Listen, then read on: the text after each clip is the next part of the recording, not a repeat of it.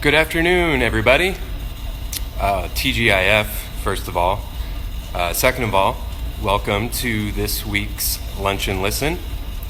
My name is Matt. I am your friendly coffee roaster here at Pure Intentions, and we're going to be roasting some coffee today in our spacious tasting and sample lab here. So just give me a couple of moments to arrange my cameras, and we'll be good to go. Hang tight.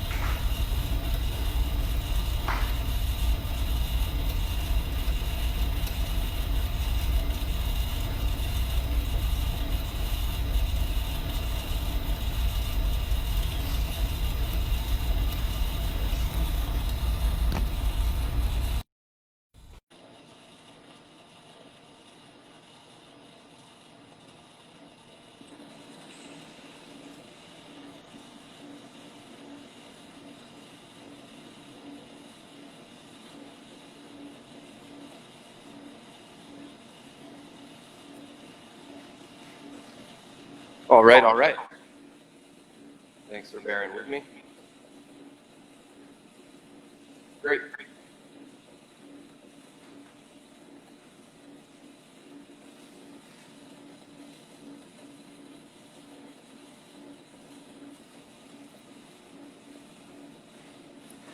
All right, so today, one of the most common things that we can use to sort of understand how coffee's going to taste before we even start to brew it is the color of it.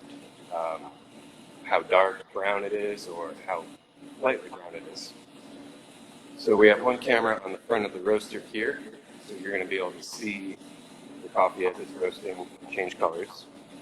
And then as the batch is progressing, I'll be pulling samples out that we can take a look at toward the end. Volume down. Oh, audio feedback. Sorry about that.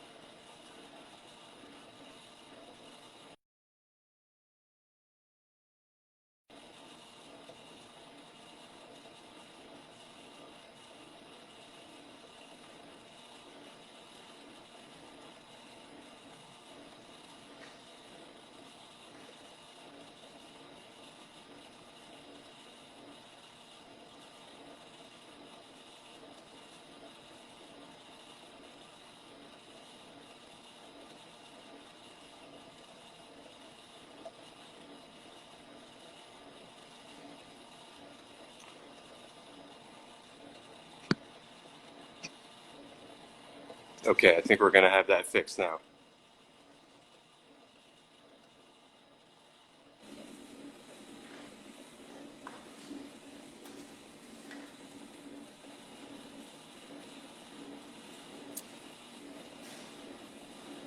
Okay. It's still going, isn't it?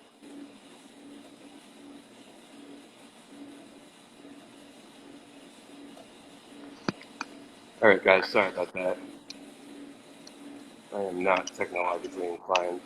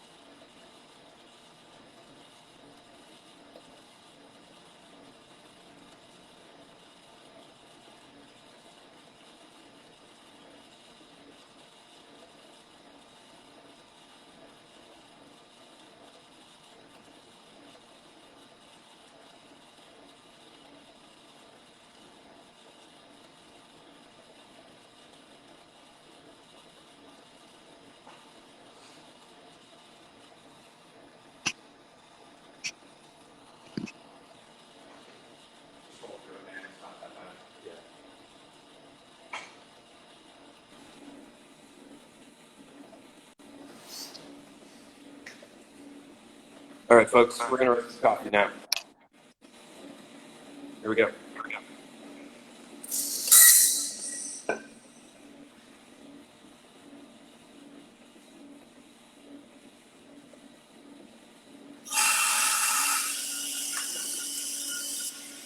Awesome.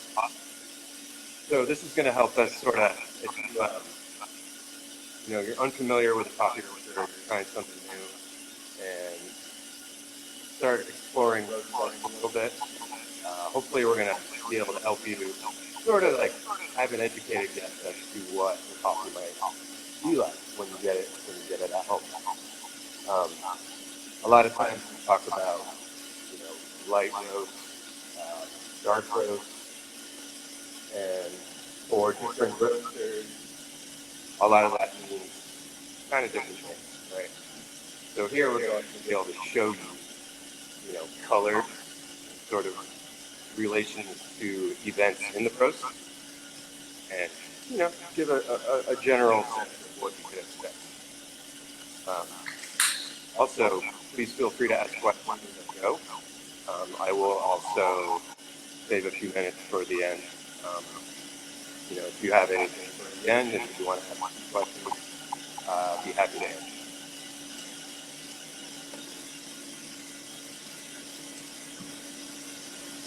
Typically, we can make some general assumptions about coffee and its color, what you might see in the cup. Generally speaking, a light roast, which is very light brown, and close to what we call first crack, here. That's generally going to be very bright, perhaps even sour, and it will give you the best sort of look what the coffee is, or the actual personality of the coffee. And then you can go into, like a medium brown, which will be a more fuller body coffee. Perhaps it won't be as bright. It will be more balanced. The attributes of the coffee. And, that's largely, I would expect largely what you would find, in the grocery store these days. You know, we want to highlight the coffee, but we don't want it to be overly restrictive.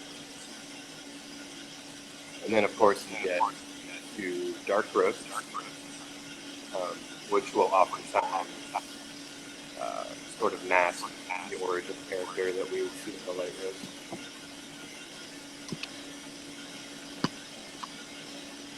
Yeah. Okay, I just had some help here from Matt Yarmy. Thank you, Matt Yarmy. So a darker roast will typically cover up a lot of the origin character of the coffee that a light roast will let shine through.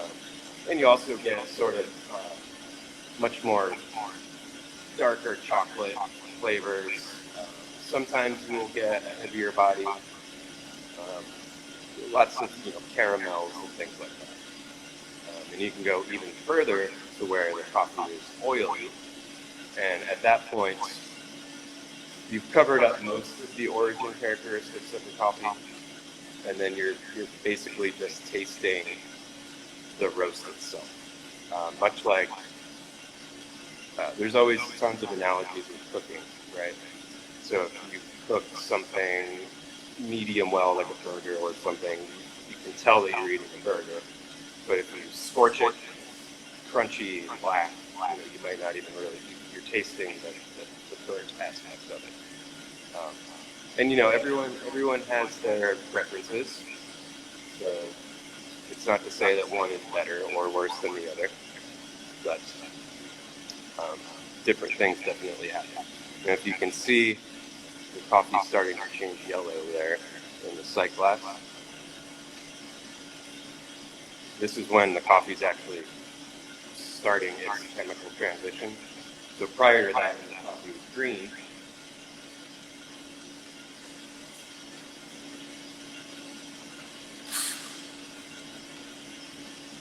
so the coffee looked like this when I put it in. So this is green, unroasted. There's still a fair amount of moisture inside that coffee that needs to be driven away before the chemical reactions can start to take place in the coffee. So that's what we're seeing right now, where our moisture is sufficiently driven away that we can start roasting it as we know it. And I'm just making some adjustments here as the roast goes along.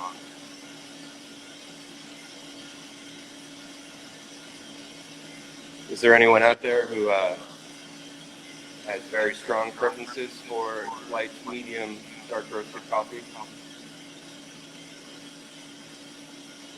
I think for me personally, each coffee has kind of its sweet spot.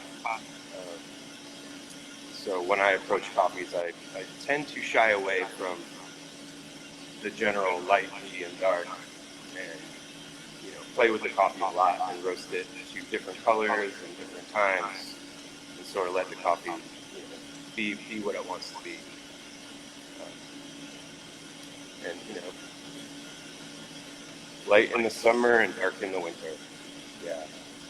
Yeah. Summertime is definitely nice for a good crisp, fruity coffee. I would agree with that for sure. I know when I was growing up, my parents were always, super dark roasted coffee with lots of cream and sugar in it,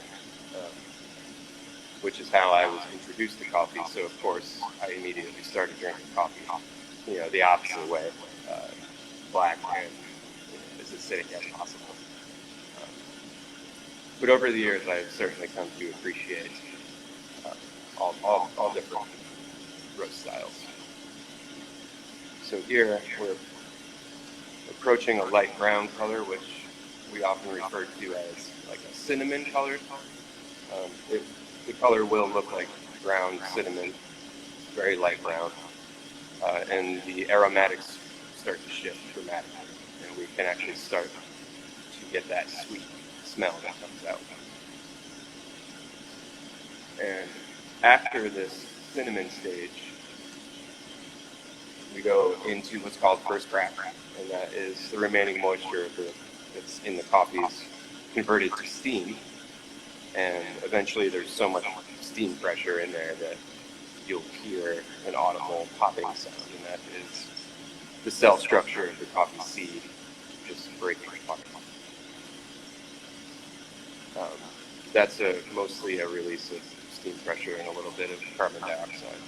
But that is the moment when coffee becomes palatable. It starts to taste like coffee as we know it. Prior to that, it's going to taste like grass. Um, we haven't sufficiently begun the transition. Okay, so now we're starting first crack. So this is when I'm going to start pulling some samples out.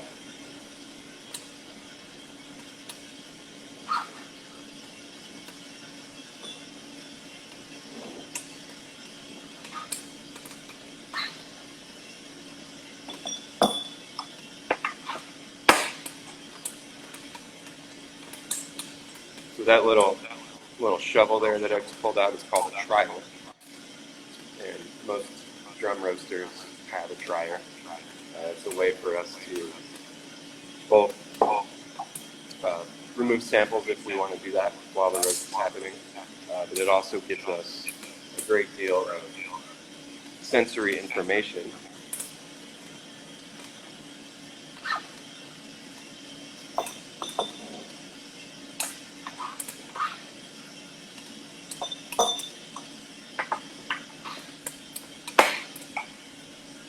Not only can we see what color it is when we use the dryer, but we also get a ton of aromatic information. So right when first crack starts, you get a little bit of sweetness, but there's also some still kind of grassy elements to it.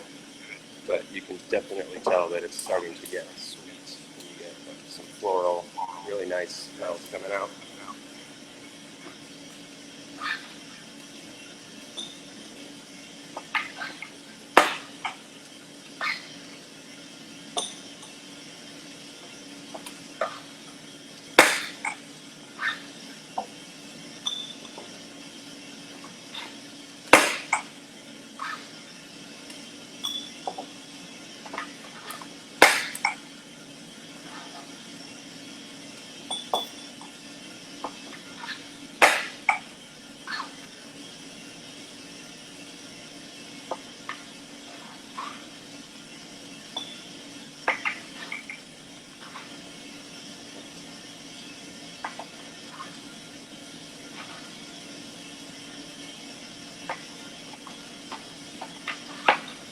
So this transition, you'll see this in a couple minutes, happens very, very quickly from that light cinnamon brown.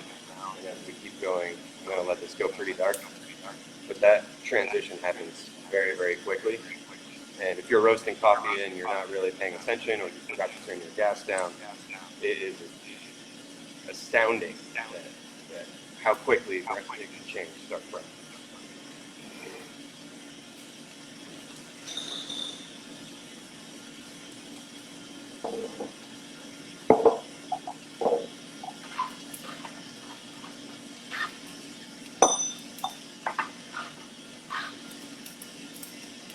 Here we're going into what's called second crack, which is essentially the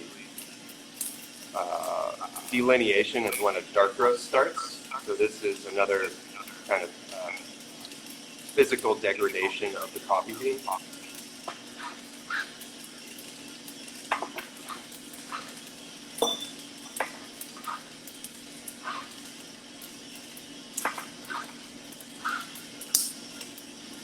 So where first crack was steam, second crack is carbon dioxide, heat.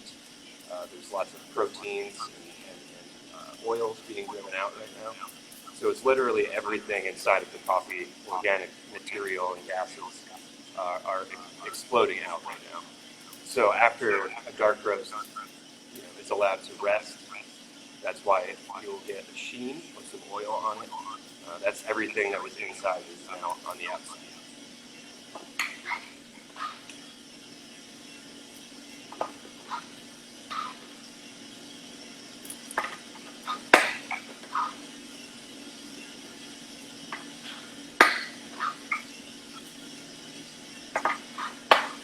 And that is very sufficiently dark roasted right now. So I'm going to go ahead and finish off this roast.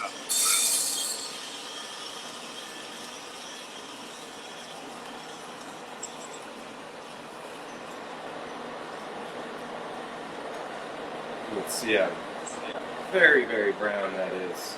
Very brown.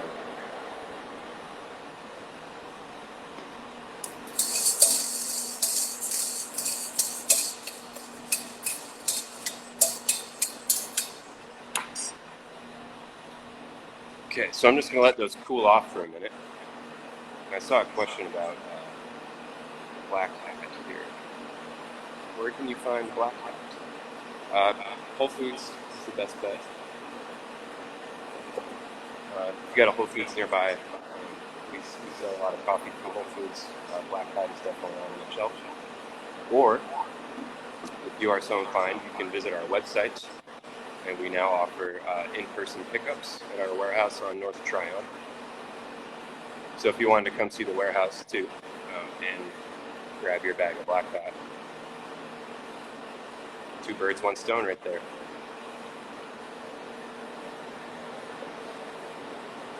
And first crack is a reaction, physical reaction, where all of that residual moisture that is left inside the coffee beans has changed to steam. And there's so much pressure built up inside with all that steam. And physical coffee seed itself, it can no longer contain that steam, so the steam then bursts out, and it sounds like popcorn. So that's what first crack physically is. In terms of how we perceive taste, it is when coffee begins to be palatable. So it will start to taste like coffee and not grass. Underdeveloped coffee tastes like grass, or chewing on a stick. It's still alive. It's kind of weird, but that's what it is. Do some coffees take longer to get to first crack, depending on where they were grown? Yes, I would say that's true. If you were to control your heat application, and say you had 3 different coffees from 3 different regions or origin, and you roasted each one with the exact same heat application, so you eliminate that variable as changing, each one will take different times to first crack. That would depend on how dense the coffee is. So typically, coffees that are grown higher up the mountain will be more dense, so that would change the length of time it takes to get there. And also moisture content, and just how much water you're dealing with, it could affect how long it takes to get the first crack as well. So I've got these white sample trays here, which is going to allow us to really see the changes in color here.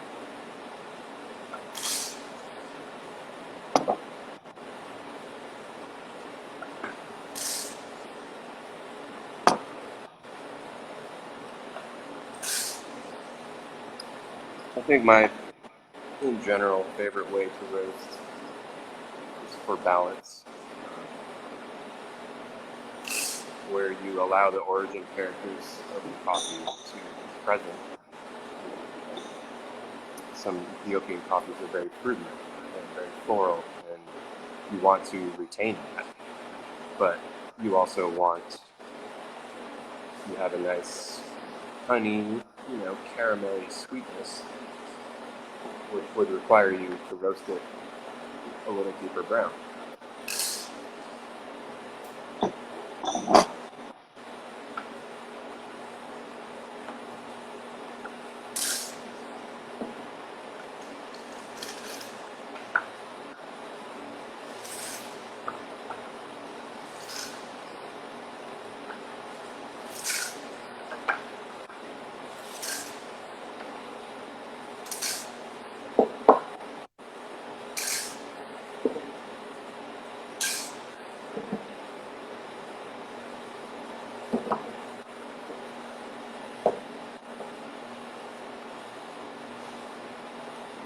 So now I'm going to put up this camera here.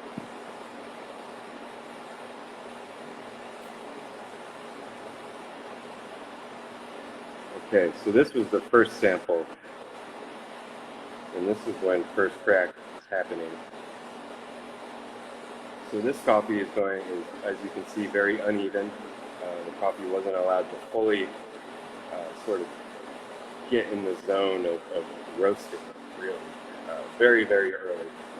So this coffee is going to be very, very, very bright, probably very sour, and won't have much mouthfeel to it. It'll feel very light. And you know, it might give you a good sort of glimpse into what the origin character of the coffee is, but it won't be terribly pleasant or sweet. So this progression as we go, now this is still going to be very bright. The sour elements will probably be subdued a little bit, but you're going to have a very bright coffee, and if the coffee is of good high quality, you might pick up some really nice floral elements to it, but it still could be on the challenging side for a lot of people. Here, you can see that they are much more even. They're all roughly the same color, and we see a much more pronounced brown. There's less tan involved. This coffee is going to begin to exhibit more of that balance that I was speaking about. The body is going to be a little heavier to sort of balance out with the brightness. You're still going to have tons of origin character. You're going to have a bright acidity, but you're going to be moving toward that balance of body and acidity. Here we see more brown, so we can assume that we're moving more into that balance. You're going to have more body. The acidity is going to be, toned down a little bit. Maybe instead of just outwardly bright and sour, it becomes more juicy. Lots and lots of, this is just a really great way to appreciate the character of the coffee itself, but also, not strain yourself trying to consume some very, very acidic.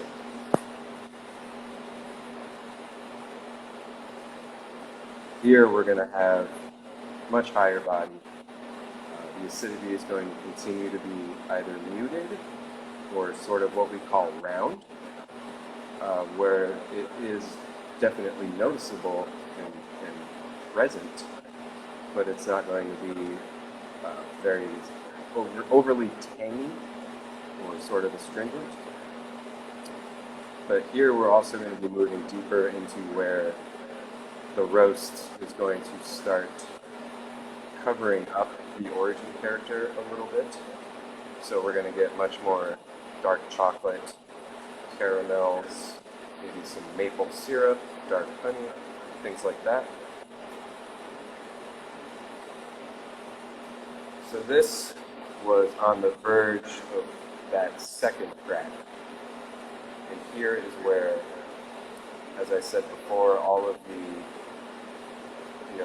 aromatic compounds, oils, proteins, lots of things that were inside of the coffee have started coming out. So we're going to lose a lot of any kind of fruitiness that the coffee had.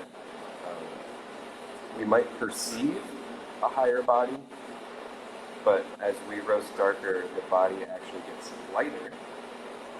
So this is where we're going to start having cups that are dominated by sugar browning flavors, lots and lots of dark chocolate, caramels, things like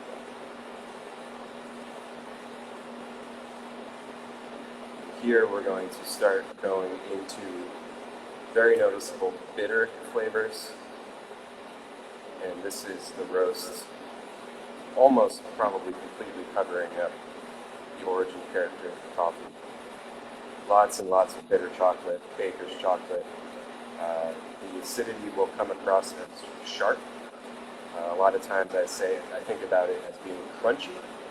You know, it's kind of funny to use that term when describing coffee, but it's got a sharp bite to it. And this is the last one that I did here, and that's very nearly approaching black. And this is very, very roasted. A lot of times people may refer to it as like an Italian roast or a Spanish roast, but your coffee will be oiled, very, very bitter, lots of baker's chocolate. And that whole transition there happened in just maybe 90 seconds.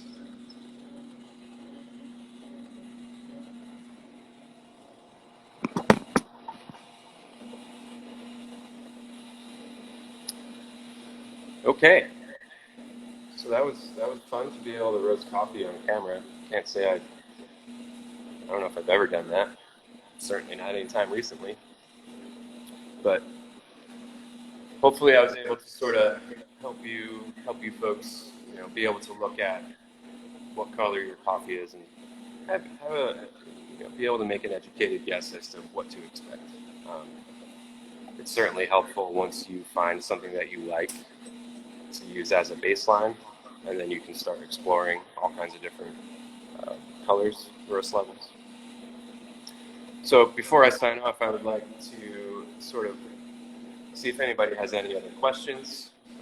Be happy to answer any questions that anyone might have. Take a quick sip of my seltzer here.